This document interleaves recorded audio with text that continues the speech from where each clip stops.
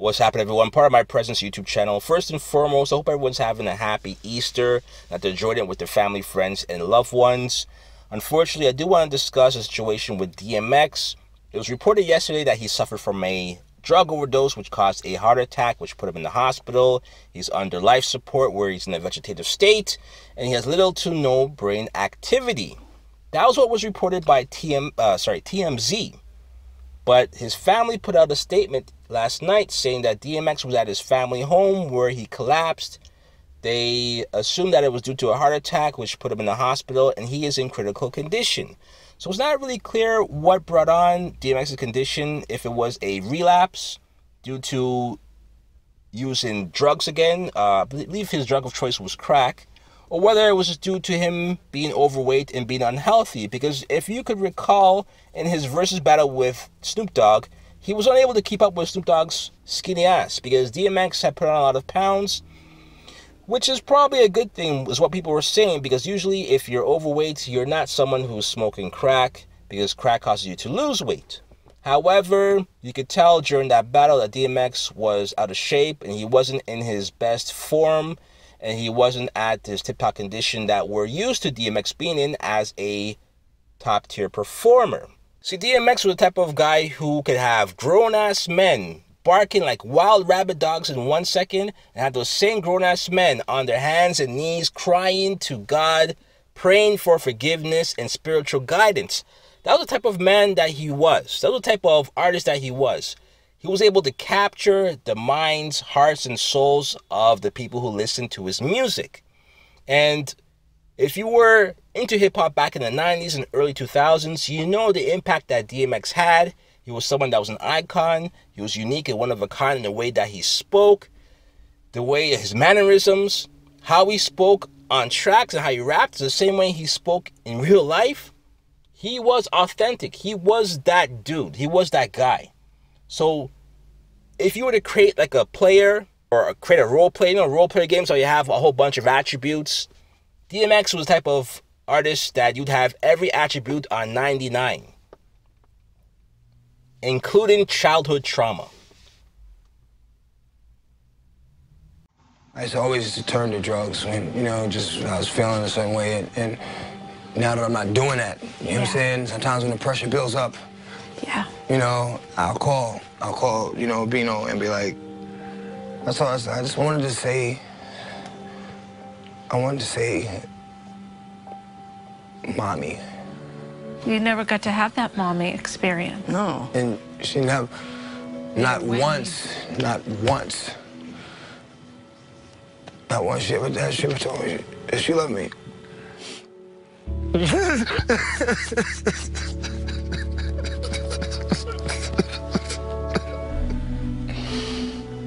I don't sound like a sucker. You don't sound like a sucker. It is what it is. It is what it is. I mean, a lot of people... a lot of people don't get that. So, what's the big deal? So what? She didn't say she loved me. So what? I'm here. I'm healthy. You know what I mean? But I got kids. I got a good career. And this is what I want to talk about, because it's that childhood trauma. His experiences, his mishaps, his missteps that he had as a child is what formed him to be the man that he is today. The rapper that he was.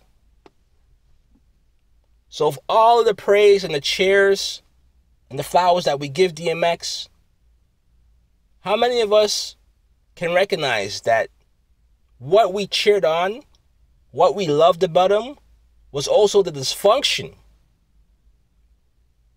All of that arose out of the dysfunction of his childhood, the trauma of his childhood.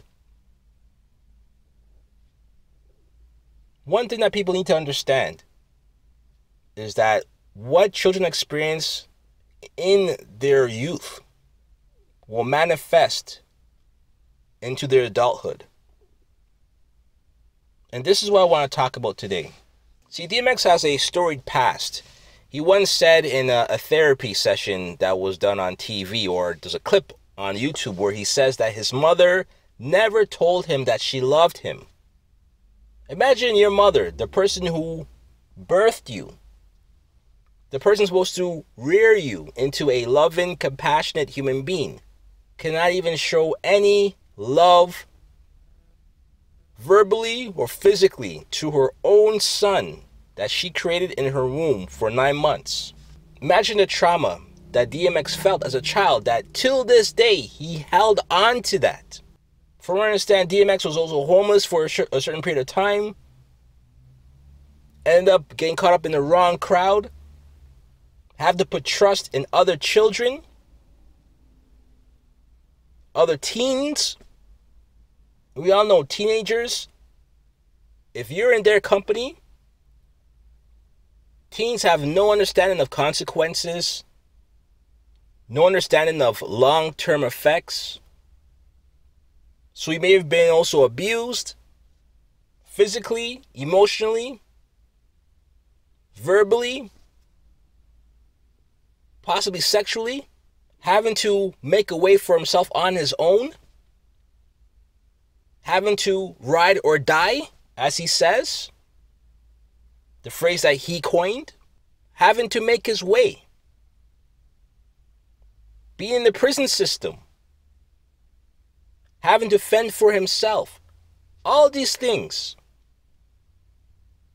when you go through these things as a juvenile, remember, that's still a child, it will affect you. And for what I understand, what he said himself is that when he was a child, one of his friends, a teen, another child, gave him a blunt that was laced in crack. And from there started his addiction. Him trying to escape the pain of his childhood. Him trying to feel better, to self-medicate. What people need to realize is this. When you are a child, your formable years are between, they say, between 3 and 7 years old. That is the time that you're supposed to pour all the love into your children. Take care of your children. Try to cultivate their talents during that period of time. Encourage your children. Never talk down on your children. Always provide encouraging words. Always help them see the bright side of things. Always help them know that you can continue being successful as long as you continue to try. Teach your children never to be afraid of failure. Failure is the road of success. But most importantly, protect your children. Be mindful of where your children are when you're working. Be mindful of who's taking care of your child. Have you vetted them properly?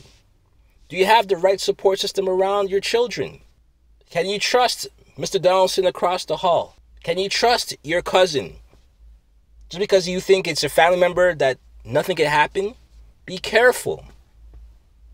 Listen to your children. Allow them to speak. Allow them to communicate. Allow them to have a dialogue with you without having to face any repercussions. Let them feel safe. Because you'll never know what your child is dealing with.